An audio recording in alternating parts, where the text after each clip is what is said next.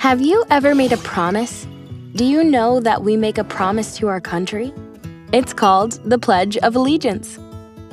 All over the country, Americans say the Pledge of Allegiance. We stand facing the United States flag. We put our hands over our hearts, and together we say, I pledge allegiance to the flag of the United States of America, and to the republic for which it stands, one nation, under God, indivisible, with liberty and justice for all.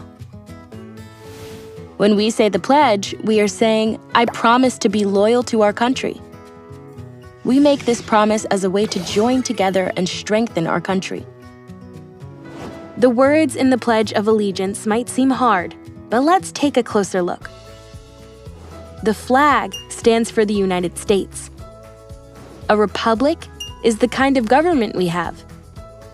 Indivisible means that our connection to each other cannot be broken. Liberty means that we can live freely and speak openly. Justice means treating people fairly. For all means that freedom and justice is for everyone in our country. Can you say the Pledge of Allegiance?